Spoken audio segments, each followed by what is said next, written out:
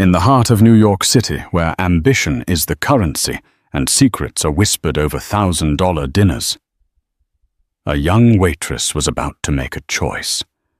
She saw a lonely, elegant woman, the mother of one of the city's most ruthless billionaires, sitting in complete silence, isolated from the world.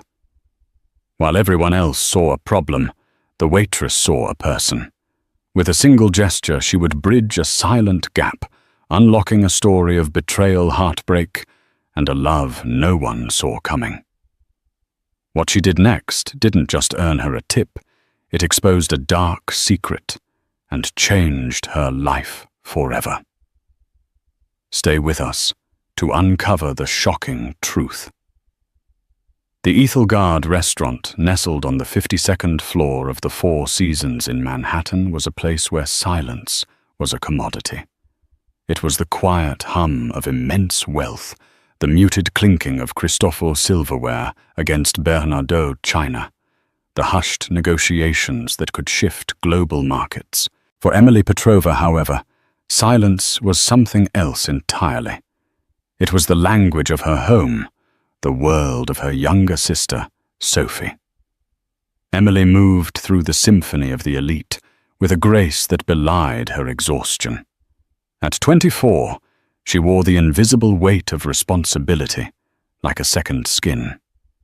Her waitress uniform, impeccably starched, was a costume she wore to hide the reality of her life, a cramped apartment in Queens, overdue bills, and the constant gnawing worry for Sophie, who had been born profoundly deaf. Every dollar Emily earned from these patrons, who spent more on a bottle of Chateau Margaux than she made in a month, went towards Sophie's specialized education and medical needs. Tonight, the restaurant was electric, with the presence of a titan, Julian Vance. At 35, Julian was the CEO of Vance Global, a sprawling tech and real estate empire he had inherited and ruthlessly expanded. He was a man carved from granite and ambition, with eyes the color of a stormy sea that missed nothing. He was rarely seen in public, and even more rarely seen with family. But tonight was different. With him were two stern-faced business associates and his mother, Eleanor Vance. She was a vision of old-world elegance in a Chanel tweed jacket, her silver hair styled perfectly, a string of pearls at her neck. But her beauty was framed by a profound, almost tragic stillness. While the men around her spoke in low, important tones, Eleanor's gaze drifted towards the window, overlooking the glittering tapestry of the city, a queen in a soundless castle. The restaurant's manager, Mr. Davies, was a bundle of nerves personally overseeing the Vance table. "Mr. Vance, your usual?" he asked, his voice dripping with deference. Julian nodded curtly, not looking up from his phone. "And for my mother," he said, his tone softening almost imperceptibly.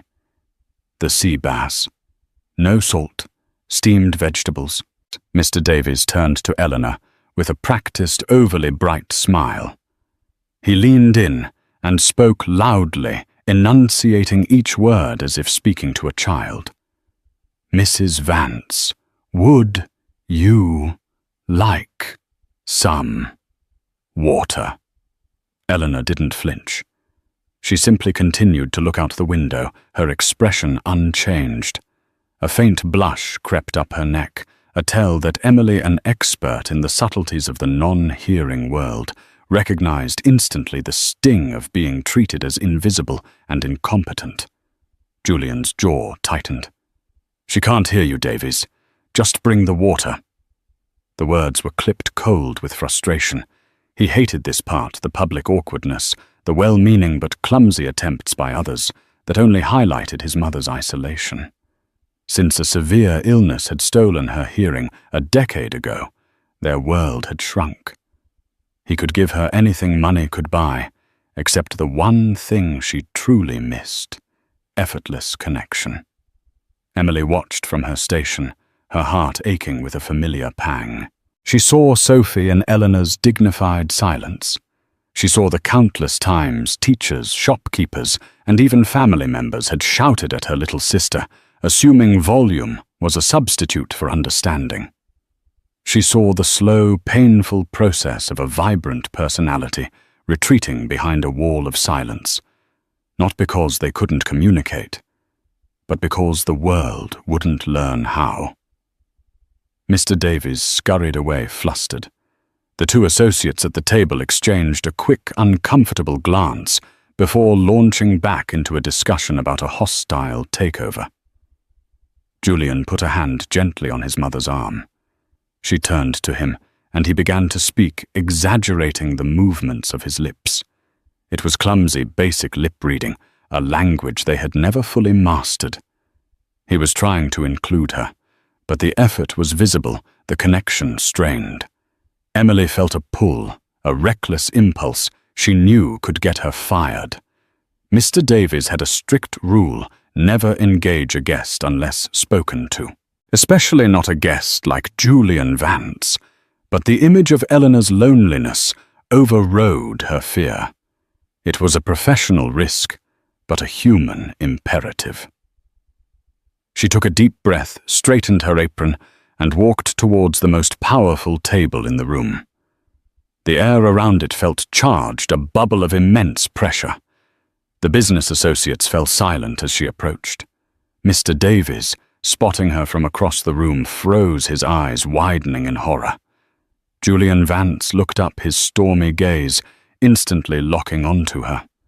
A silent question laced with annoyance in his eyes. "We don't need anything," he said, his voice a low dismissal. Emily's heart hammered against her ribs, but she didn't look at him. Her focus was entirely on the silent woman at the table.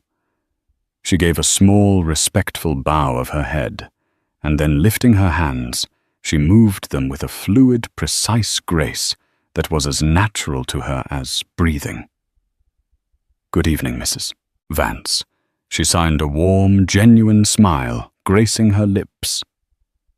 "My name is Emily. It is an honor to have you dining with us tonight. I hope the view is as beautiful to you as your presence is to this room." The world at table 7 stopped. The two associates stared, their mouths slightly agape. Julian Vance's face, a mask of controlled power moments before, was now a portrait of pure, unadulterated shock. But the most profound reaction came from Eleanor. Her eyes, which had been distant and clouded, snapped into sharp focus. She blinked, as if seeing for the first time in years. A wave of disbelief, then dawning wonder washed over her features. Her posture straightened, the years of quiet resignation falling away. Slowly, almost hesitantly, she raised her own hands, her fingers moving with a slight tremble as if retrieving a long-lost skill. You speak the language of my hands?" She signed back, her expression one of breathtaking astonishment. "How?" In that moment, the quiet waitress had shattered the billionaire's world, not with a loud bang, but with the profound, earth-shaking power of a silent conversation. The air hung thick and still. The hushed symphony of the Ethelgard had ceased, and for a few stretched seconds the universe seemed to revolve around the silent, eloquent dance of hands at table 7. Julian Vance stared, his mind struggling to process the scene. He had spent a fortune on the best audiologists, the most advanced hearing aids, and even tutors for himself in a desperate failed attempt to learn American Sign Language, ASL. Yet here in his own preferred restaurant, a waitress in a standard-issue uniform was communicating with his mother more effectively than he had in a decade. Emily, keenly aware of the 4 pairs of eyes fixed on her, kept her focus solely on Eleanor. She felt a connection to the older woman, a shared understanding that transcended the vast chasm of their social and economic statuses. I learned for my little sister, Emily signed her movements fluid and expressive. She has a smile just as beautiful as yours. Tears welled in Eleanor's eyes. It wasn't just the communication, it was the content. In a single sentence, Emily had seen her not as a deaf woman, not as a billionaire's mother, but as a person with a smile. She had paid her a compliment that landed directly in her heart, unmediated by a well-meaning but clumsy interpreter or a scribbled note. Eleanor's hands moved more confidently now, a story pouring out of them. My husband, he learned for me after I got sick. But he passed away 5 years ago. Since then, it has been so quiet. She gestured to her son, a look of love tinged with sorrow on her face. Julian tries, but his hands are made for building empires, not for conversation. Julian watched a complex storm of emotions warring within him. Amazement, guilt, and an unfamiliar flicker of hope. He saw his mother's face animated and alive in a way he hadn't seen since his father's funeral. The sadness that usually clung to her like a fine mist had lifted, replaced by a radiant glow. He had been trying to fill her silence with things art travel luxury, when all she had needed was a voice. Emily responded with gentle empathy. Silence can be a lonely place, but it can also be a garden where beautiful things can grow if someone knows how to tend to it. Before Eleanor could reply, Julian finally found his voice. Where did you learn to do that? He asked, his tone no longer dismissive, but laced with an urgent curiosity. Emily finally turned to him, her professional demeanor clicking back into place, though her heart was still pounding. My younger sister Sophie was born deaf, sir. It's our language at home, Mr. Davies was now hovering nearby, wringing his hands, his face pale with anxiety. He was certain he was about to lose the Ethelgard's most valuable client. He opened his mouth to apologize, to drag Emily away, but Julian silenced him with a single, sharp gesture. Leave her, he commanded, his eyes never leaving Emily. He then turned to his associates. Gentlemen, I believe we're finished for the evening. My driver will take you wherever you need to go. We'll conclude our discussion tomorrow. It was a clear dismissal.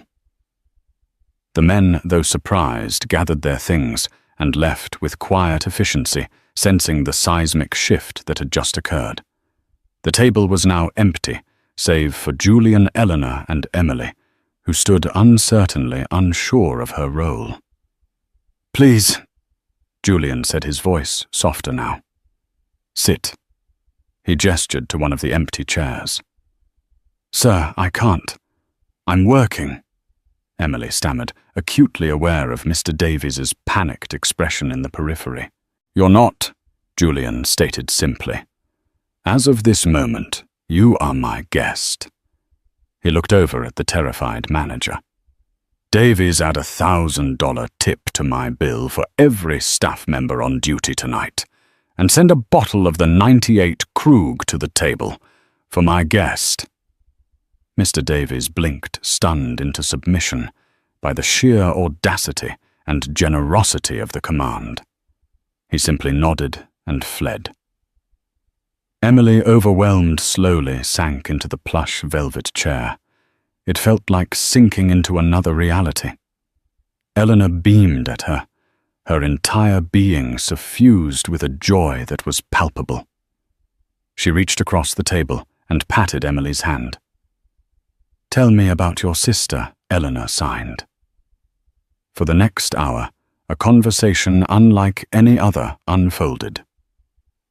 Emily, initially nervous, soon found herself at ease, translating between a mother and son who were in many ways meeting for the first time.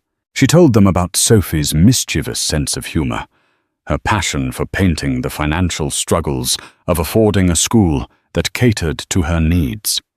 She spoke of the beauty and complexity of ASL, how it was a language of not just hands, but of the face, the body, the soul. Julian listened, mesmerized. He learned more about his mother's inner world in that hour than in the past 10 years. He learned she felt like a ghost in her own life, that she hated the pity in people's eyes, that she missed debating politics with his father and gossiping with her friends. Through Emily's graceful interpretations, Eleanor's vibrant, intelligent personality emerged from its silent prison. He also found himself watching Emily. He noted the way her brow furrowed in concentration as she listened to his mother, the passion that lit up her eyes when she spoke of her sister, the quiet dignity that radiated from her. She wasn't intimidated by his wealth or his power. In this moment, she was the one in control, the one holding the key to a world he had been locked out of. As the evening drew to a close, Julian knew that a simple, extravagant tip would be an insult to what had happened. This wasn't a service rendered, it was a miracle. He had an idea, a proposition so audacious it was taking shape in his mind even as he spoke. "Emily," he said, leaning forward, "I have a proposal for you. It's unconventional. It would require you to leave this job." Emily's heart skipped a beat. She thought of her precarious finances of Sophie. "What kind of proposal, sir?" "My mother is the honorary chair of the Vance Foundation's annual charity gala. It's in 2 weeks. It's the most important social event of her year, and for the last 5, she has dreaded it. It's a night of smiling and nodding while feeling completely alone. I want you to be her personal companion and interpreter for the event. Not just for the event itself, but for the 2 weeks leading up to it. Fittings, lunches, planning. I want her to experience it fully with you by her side." He paused, letting the scope of it sink in. "I will pay you $50,000. Emily's breath caught in her throat. $50,000. It was more than she made in a year. It was Sophie's tuition for the next 3 years. It was a lifeline so magnificent she could barely comprehend it. Before she could even respond, Eleanor, who had been watching Julian's lips and catching the gist, turned to Emily, her eyes pleading. "Please say yes." She signed, her hands trembling with hope. "Please be my voice." Looking at the hopeful face of the elegant older woman and thinking of the future it could secure for her sister Emily, knew she had no choice.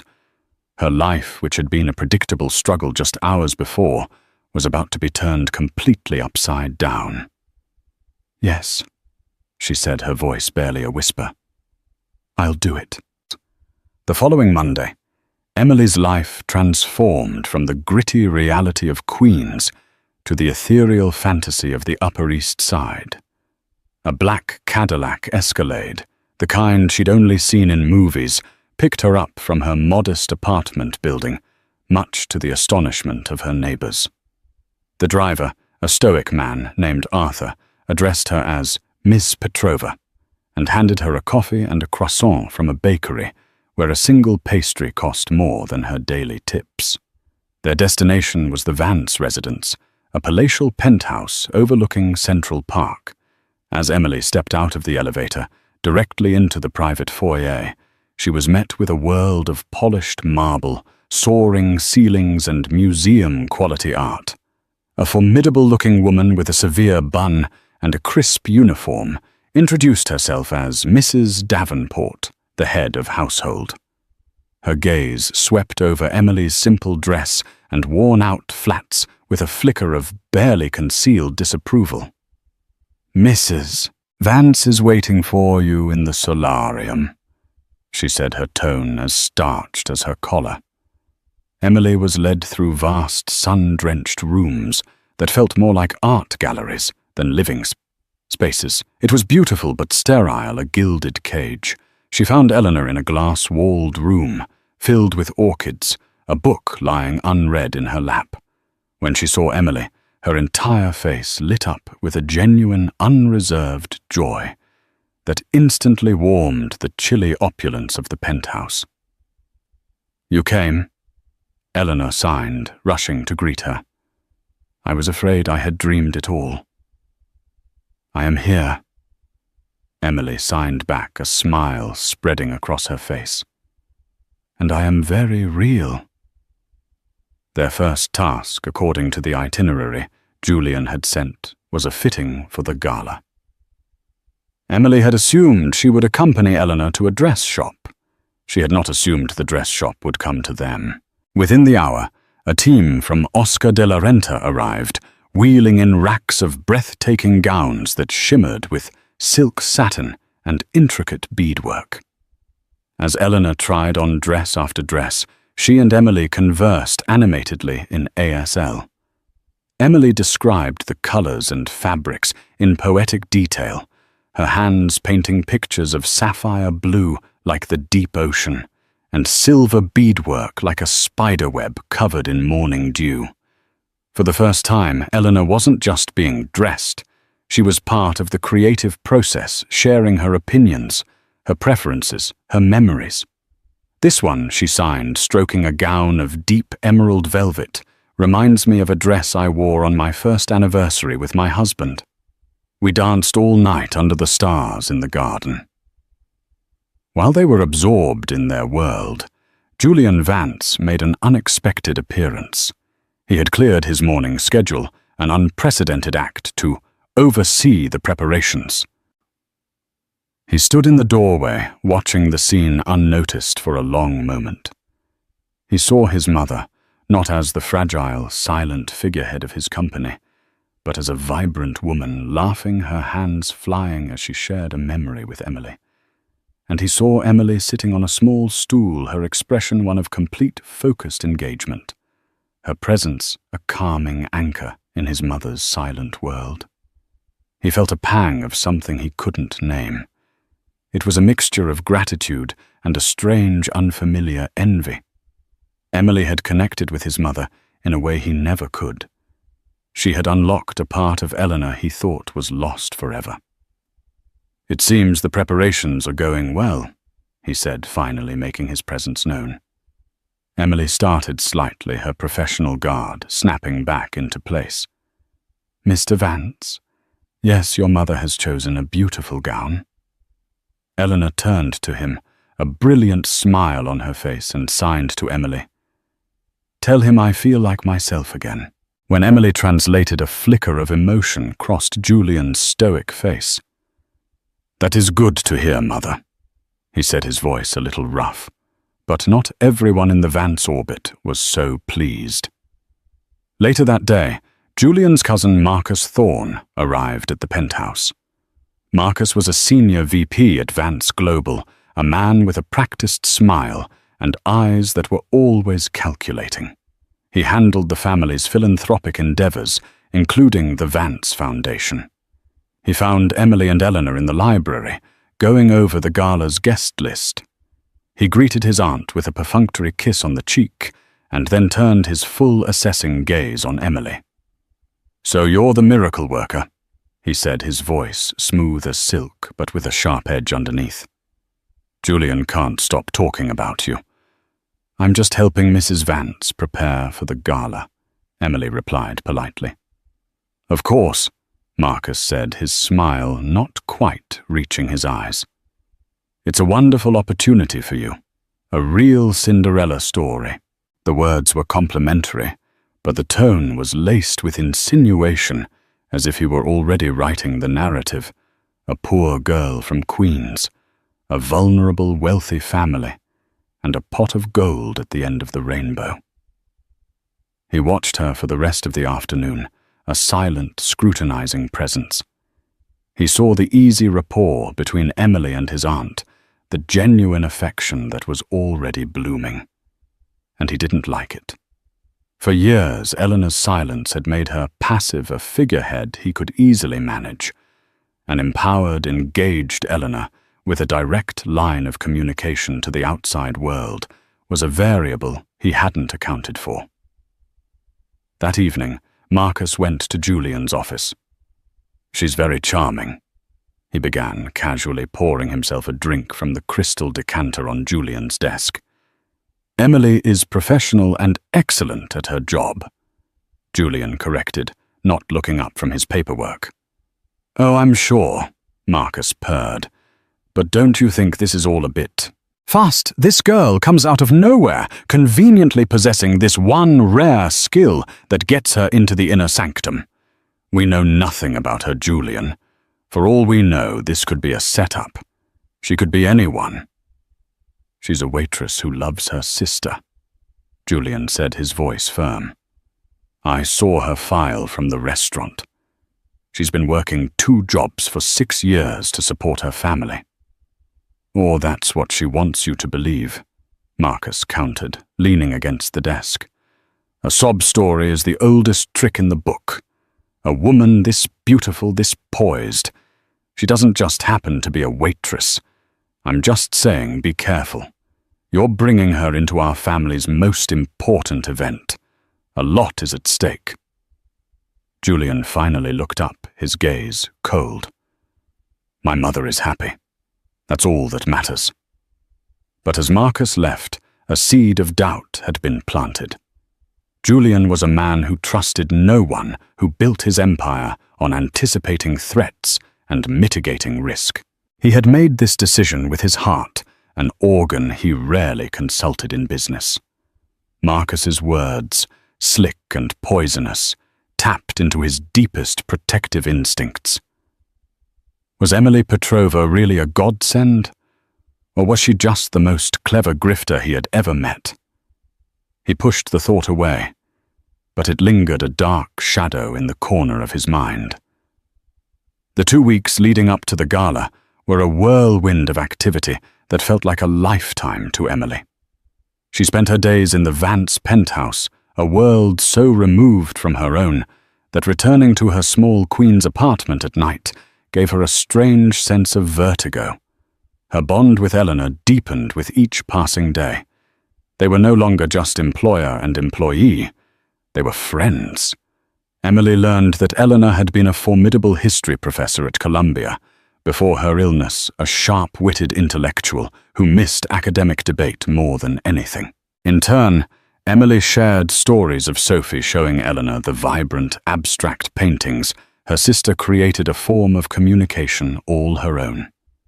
Eleanor, using Emily as her bridge, began to re-engage with her life.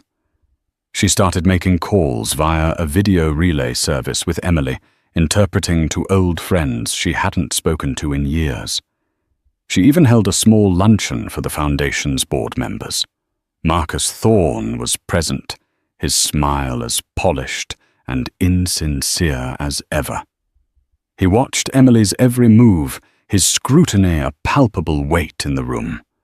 During the luncheon, Eleanor, with Emily's help, brought up a specific charity. The Foundation supported an underfunded school for deaf children in the Bronx. "Marcus," she signed her movements sharp and direct. "I reviewed the quarterly reports. Our donation to the Bronx Audiology Center was significantly less than we pledged last year." "Why is that?" Marcus was momentarily flustered. Aunt Eleanor, we had to reallocate some funds to a more pressing capital campaign. A new wing for the art museum. It was a simple budgetary adjustment. The children's education is not an adjustment. Eleanor countered, a fire in her eyes that Emily hadn't seen before. It is a priority. I want to see the full financial breakdown. Marcus's smile tightened. Of course, I'll have my assistant send it over. But he shot a look at Emily, a flash of pure venom that was gone as quickly as it appeared. In his eyes, this was her fault. She had given his passive aunt a voice, and now she was asking inconvenient questions. Julian, meanwhile, found himself creating excuses to be at the penthouse more often. He would work from home, setting up in his study, with the door open, listening to the distant imagined sound of their silent conversations. He saw the profound change in his mother. She was no longer a ghost haunting the hallways of her own home. She was its queen reborn, and it was all because of Emily. His admiration for her grew, but so did the seed of doubt Marcus had planted. He couldn't reconcile the warm, genuine woman who treated his mother with such tenderness with the calculating opportunist Marcus described. Yet his cousin's warnings echoed in his mind. He was Julian Vance. People had been trying to get to his family's fortune his entire life. Why would Emily be any different? One afternoon he found Emily alone in the library, sketching in a notebook. "What's that?" he asked, his voice startling her. She closed the book quickly. "Nothing. Just doodling." He moved closer, his curiosity piqued. "Let me see." Hesitantly, she opened it. The page was filled with a stunningly detailed sketch of an orchid from the solarium. It was a work of professional quality. "This is more than doodling," he said, genuinely impressed. "This is a real talent." Emily blushed. "I wanted to be a botanical illustrator. I got a scholarship to Pratt, but life happened." She didn't need to say more. He knew life meant her father's death, the subsequent debts, and her all-consuming responsibility for Sophie. They stood in silence for a moment, the space between them charged with an unspoken intimacy. He was seeing another layer of her, another abandoned dream, sacrificed for her family. "You're a remarkable woman, Emily," he said, his voice low. The compliment hung in the air, warm and sincere, and it terrified her. She was starting to see past the billionaire tycoon to the man underneath the lonely sun who loved his mother fiercely, but didn't know how to reach her. She was beginning to feel something for him, a dangerous, impossible flutter of attraction. This was a job, she reminded herself fiercely. A temporary, high-paying job. Getting emotionally involved was a catastrophic mistake. "I should go check on your mother," she said, pulling away and leaving the library, her heart thumping a frantic rhythm. The day before the gala, the final piece of the puzzle arrived, a velvet box from the jeweler Cartier. Inside was a breathtaking diamond necklace. A note from Julian read, "A thank you is not enough. Please wear this tomorrow. J." Emily stared at it, horrified. The necklace was probably worth more than her apartment building. It felt less like a gift and more like a brand marking her as his property. It was the pretty woman fantasy, and it made her deeply uncomfortable. She was not a project or a purchase. At the same time, a private investigator hired by Marcus Thorne delivered a file to his office. It contained everything about Emily Petrova, her family's financial ruin after her father, a gambling addict, took his own life, the mountain of debt he had left behind, the foreclosure on their family home, the multiple high-interest loans Emily had taken out to keep Sophie in her school. Marcus smiled. He didn't see a story of struggle and sacrifice. He saw a narrative he could twist. To a cynic like Julian, this wasn't a history of resilience. It was a portrait of utter desperation. A woman that desperate would do anything for a $50,000 payday, and the chance for a much bigger prize. He picked up his phone and called his cousin. "Julian," he said, his voice grave. "We need to talk. I have some information about Emily Petrova, and you're not going to like it." The Vance Foundation Gala was held at the New York Public Library, its hallowed halls transformed into a celestial wonderland. Crystal stars hung from the vaulted ceilings, casting a soft, ethereal glow on the city's most powerful and influential figures. The theme was "Giving a Voice to the Voiceless," a cause that for the first time felt deeply personal to the Vance family. Emily felt as though she were walking through a dream. She wore the emerald Oscar de la Renta gown, which fit her as if it were spun from magic. After a long internal debate, she had decided to wear Julian's diamond necklace. To refuse it would have seemed ungrateful and caused an awkward scene. But as it rested against her skin, cool and heavy, it felt like a beautiful leash. At her side, Eleanor Vance was the undisputed star of the evening. She was incandescent. With Emily as her seamless interpreter, she moved through the crowd not as a silent observer, but as a commanding presence. She engaged in a spirited debate with a senator, shared a laugh with a famous actress, and held a long, heartfelt conversation with the parents of a deaf child the foundation had recently supported. People who had only ever offered Eleanor polite, pitying smiles were now seeing her for who she was, brilliant, witty, and formidable. Julian watched from a distance, a glass of whiskey in his hand, his expression unreadable. He had received Marcus's information that morning. He'd read the stark, damning facts of Emily's financial desperation. Every word from the private investigator's report confirmed his worst fears, painting a picture of a woman backed into a corner, capable of anything. Marcus's poisonous whispers, "She's playing you, Julian.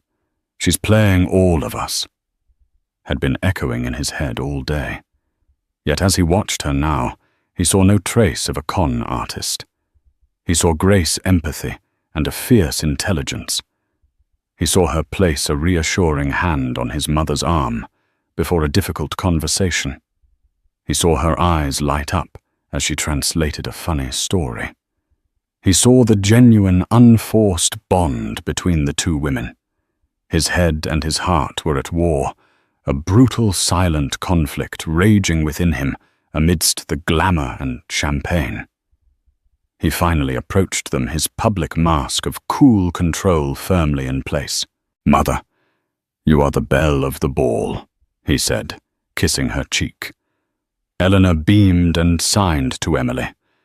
"Tell him it's because I have my voice back. Because of you." When Emily relayed the message, she looked at Julian, and for a fleeting second, their eyes met. In his, she saw a flicker of the warmth from the library, but it was quickly extinguished, replaced by a cold, distant storm. Something was wrong.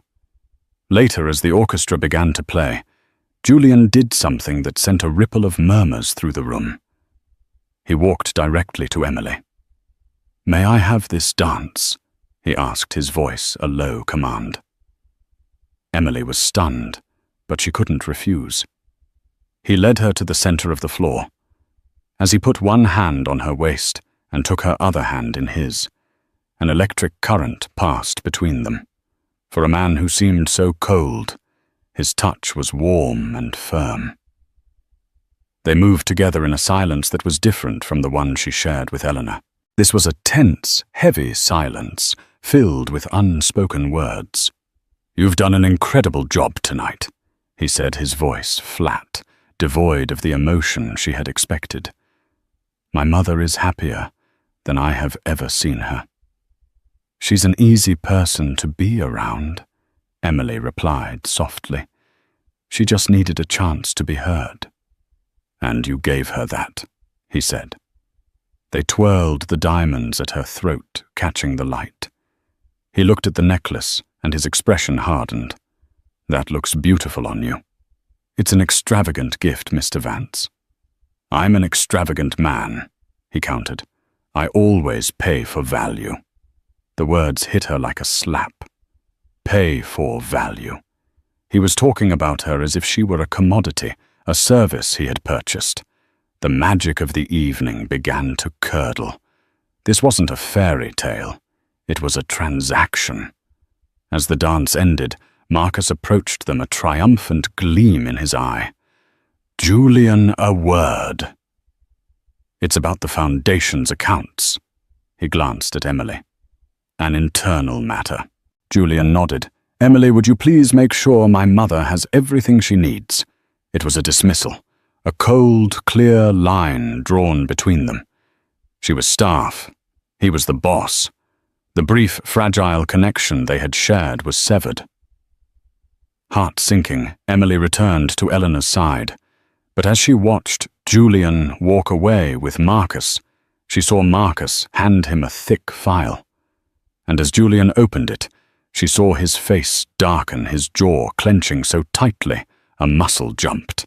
He looked from the file directly at her, and his eyes were no longer stormy. They were frozen tundra. In that moment, Emily knew. Marcus had done something. He had taken her life, her struggles, her desperations, and he had twisted them into a weapon. And that weapon was now aimed directly at her heart. The gala concluded in a flurry of air kisses and promises to connect. Emily escorted a tired but deeply happy Eleanor back to the penthouse. The older woman hugged her tightly before retiring for the night, her eyes shining with gratitude. "Thank you, my dear," she signed, her touch gentle on Emily's arm. "Tonight, I was not invisible." The words should have filled Emily with pride, but instead they coated her heart with a layer of dread. She knew what was coming. The moment the door to Eleanor's suite closed, Julian's voice cut through the silence of the grand living room. "My office. Now!" It was cold, sharp, and stripped of all warmth. The friendly employer, the intrigued son, the man she had danced with all were gone. In their place stood the ruthless CEO of Vance Global. Emily followed him into a cavernous office lined with dark wood and leather-bound books. The city lights glittered through the floor-to-ceiling windows, but inside the atmosphere was glacial. Julian didn't sit behind his massive desk. He stood in the center of the room, turning to face her, the file Marcus had given him, held tightly in his hand. $50,000, he began, his voice dangerously quiet. "To you that must seem like a fortune, enough to solve a great many problems." Emily's blood ran cold. "Mr. Vance, I don't understand." "Oh, I think you do," he sneered, tossing the file onto the polished surface of his desk. It slid open, revealing photos of her run-down apartment building, copies of loan agreements with her name on them, a detailed report of her family's crushing debt. "I understand perfectly now. Marcus was right to be suspicious. I was a fool to ignore him." He began to pace his movements like those of a caged tiger. "Let me see if I have the story right. A young woman, beautiful and clever, drowning in debt, left by her gambling father. She's desperate. She's working dead-end jobs, barely keeping her head above water. Then one day the golden goose walks into her restaurant, a reclusive billionaire and his deaf mother. What a stroke of luck." Every word was a poisoned dart. Emily stood frozen, her face pale, the beautiful emerald gown suddenly feeling like a costume for a fool. "It wasn't like that," she whispered, her voice trembling. "I saw your mother was lonely. I just wanted to help." "Help?" He let out a short, bitter laugh. "You saw an opportunity. You played your part perfectly. The caring, empathetic waitress. You knew that getting to my mother was the quickest way to get to me. You preyed on her loneliness. You preyed on my guilt." He stepped closer, his stormy eyes boring into hers. "The stories about your sister, the sketches, the feigned surprise at the clothes, the jewelry. It was a masterful performance. Tell me, Emily, what was the end game? Were you hoping I'd keep you on permanently? Marry you? Did you think you could sign your way into the Vance family fortune?" The cruelty of his accusations stole her breath. He had taken every genuine moment they had shared, every piece of her life she had hesitantly revealed, and twisted it into something ugly and manipulative. He wasn't just firing her, he was assassinating her character. Tears of anger and hurt stung her eyes. but she refused to let them fall. She lifted her chin, her own gaze turning as hard as his. "You think because you have money, everyone without it must be a thief scheming to take it from you," she said, her voice shaking but clear. "You can't imagine that a person might do something out of simple human kindness, because that's not a currency you understand. You deal in transactions, Mr. Vance, so let's make one." She reached up and, with trembling fingers, unclasped the Cartier diamond necklace. The weight of it vanished from her skin. She walked to the desk and placed it carefully on top of the damning file. "This is yours," she said, her voice gaining strength. "And as for the $50,000, you can keep it. I did a job. I gave your mother a voice for 2 weeks. But I will not be paid for being accused of being a monster. My dignity is not for sale." She turned and walked towards the door, her back straight, her heart shattered into 1,000,000 pieces. "My driver will take you home," Julian called after her, his voice still rigid, though a flicker of uncertainty now crossed his face. Her reaction wasn't what he'd expected. He had anticipated tears, denials, pleading, not this cold, proud fury. Emily paused at the door, but didn't turn around. "Don't bother," she said, her voice cutting through the tension. "I know my own way out of the gilded cage." She walked out of the penthouse, leaving Julian Vance standing alone in his silent office, the glittering necklace lying like a dead thing on a pile of carefully curated lies. He had protected his fortress, but he couldn't shake the feeling that he had just evicted its only ray of light. The silence that descended upon the Vance penthouse in the days following Emily's departure was heavier and more profound than ever before. Julian had what he wanted. The potential threat was neutralized. The fortress was secure. Yet there was no victory, only a hollow, echoing emptiness. The first crack in his certainty came from his mother. The morning after the gala, Eleanor emerged from her suite, her face alight, and immediately looked for Emily. When Julian explained through clumsy lip-reading and written notes that Emily's contract was over, and she wouldn't be returning, the light in his mother's eyes died. She stared at him, her expression shifting from confusion to disbelief, and then to a cold, unfamiliar anger. She picked up a notepad and wrote in sharp, furious script. "You sent her away. The first person who has seen me in 10 years, and you drove her off. What did you do?" "Julian, it was for the best." "Mother, the situation was complicated." She didn't accept his vague explanation. For the first time in years, Eleanor fought back. She refused to leave her suite. She cancelled her appointments. The vibrant, engaged woman from the gala retreated once more behind her wall of silence. But this time, it was not a prison of circumstance. It was a weapon aimed directly at her son. Her silence was no longer lonely. It was accusatory. Julian's resolve began to crumble under the weight of it. He reread the private investigator's report. On the surface, it was a damning portrait of desperation. But Emily's final words haunted him. You can't imagine that a person might do something out of simple human kindness. Her pride, her refusal of the money, the raw, wounded fury in her eyes. It didn't align with the actions of a calculated gold digger. A con artist would have cried, negotiated, fought for the money. Emily had simply walked away, taking only her dignity with her. Driven by a gnawing unease, Julian did something he hadn't done in years. He went to Queens. He didn't send a driver or an investigator. He drove himself his Mercedes, looking comically out of place on the street where Emily lived. He didn't go to her door. He went to the small bakery on the corner, the one whose croissant his driver had bought for her. He spoke to the elderly woman behind the counter. "I'm looking for some information about a resident here, Emily Petrova." The woman's eyes narrowed suspiciously. "Who's asking?" "A former employer," Julian said. Her expression softened. "Our Emily. A good girl, a hard worker. Such a heavy weight on such young shoulders." Over a cup of coffee, she told him the real story. She told him how Emily had nursed her own mother through a long illness. She told him how Emily tutored neighborhood kids for free.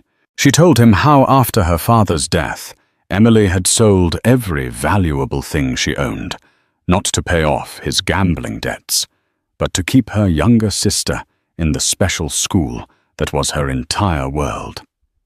"That girl's heart is pure gold," the baker concluded, "even if her pockets are empty." The story was a stark contrast to the narrative Marcus had spun. This wasn't desperation leading to deceit. It was sacrifice born of a love. Shaken, Julian returned to his office, his mind racing. Why would Marcus go to such lengths, hiring a PI, twisting the facts to discredit Emily? The answer came to him with the chilling force of an epiphany. Eleanor's question at the luncheon. The Bronx Audiology Center.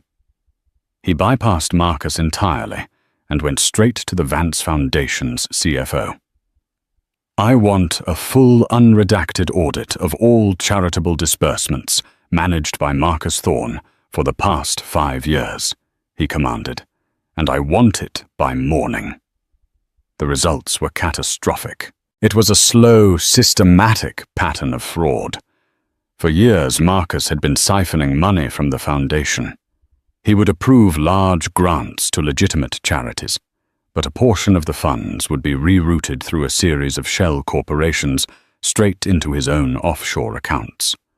The charities he targeted were always the smallest, the most under-resourced places like the Bronx school organizations, without the power or resources to question a shortfall from a benefactor like the Vance Foundation. The motive was suddenly terrifyingly clear. Marcus needed Eleanor to remain a silent, passive figurehead who simply signed what was put in front of her. Emily, by giving Eleanor her voice back, had become the single greatest threat to his entire criminal enterprise. When Eleanor started asking questions about the Bronx school, Marcus panicked. He had to discredit Emily, to remove her from the equation, to make her seem like the villain. So Julian would cast her out, and the problem would be solved. The betrayal was staggering. It wasn't just about the money. Marcus, his own flesh and blood, had actively worked to keep his aunt isolated and powerless for his own financial gain. He had weaponized Julian's love for his mother against him. Julian sat alone in his office, the weight of his actions crashing down on him.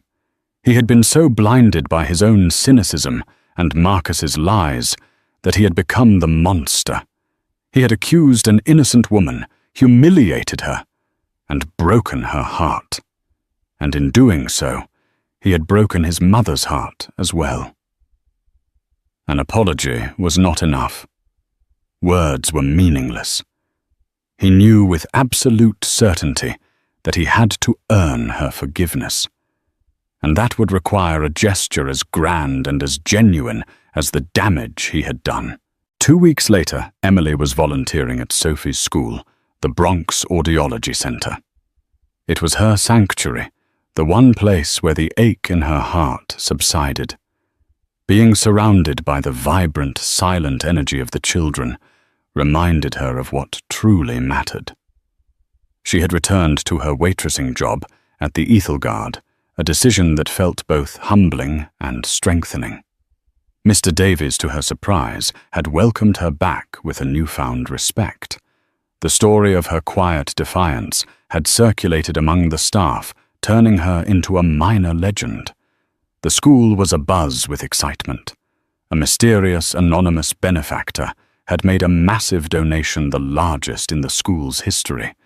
It was enough to not only erase their debts, but to fund the construction of a brand new arts and technology wing. Today was the official announcement assembly. As Emily helped arrange chairs in the gymnasium, a familiar black Cadillac Escalade pulled up outside. Her heart stopped. Out stepped Julian Vance. He wasn't dressed in his usual power suit, but in a simple dark sweater and trousers. He looked tired, humbled, and profoundly out of place. He didn't approach her immediately. Instead, he walked over to the school's director, Ms. Albright, and spoke with her for several minutes. Ms. Albright's eyes widened, and she looked from Julian to Emily and back again, a look of dawning comprehension on her face. Then Julian walked towards her. The children playing nearby fell silent, watching the tall, imposing man approach their volunteer. Emily stood her ground, her arms crossed, her expression a mask of neutrality, though her heart was a frantic drum against her ribs. "Emily," he began, his voice low, "I know I have no right to be here. I know that 'I'm sorry' are just words, and words are not enough to fix what I broke." He paused, and then he did something that shocked her to her core.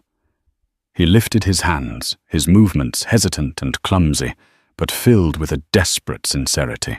He began to sign. "I was wrong," he signed slowly, his brow furrowed in concentration. It was clear he had been practicing drilling the movements into his memory. "I hurt you and my mother. I am so sorry." Emily stared, her anger warring with a wave of astonishment. This man, this titan of industry who commanded boardrooms and built empires, had humbled himself to learn her language, not for his mother, but for her, to apologize in the way that would mean the most. He wasn't finished. "The man you met," he said, switching back to spoken words, was a cynic taught to see threats in every shadow. You showed him what kindness looks like, and he was too blind to see it. Marcus, he betrayed us all. He was stealing from the foundation from schools like this one. He used your past to isolate my mother and protect his lies. He has been dealt with. He will never harm anyone again." He took a step closer. "But his actions don't excuse mine. I made a choice. I chose to believe the worst in you because it was easier than believing in the best. And that was my failing, not yours." Ms. Albright stepped up to the podium on the small stage. "Students, faculty," she announced, her voice beaming. "I am honored to introduce the man responsible for our new beginning. The benefactor who has not only funded our new wing, but has also established the Sophie Petrova Grant for the Deaf Arts, a permanent scholarship to ensure our students can follow their dreams. Please welcome Mr. Julian Vance." Emily's head snapped towards him, her eyes wide with disbelief.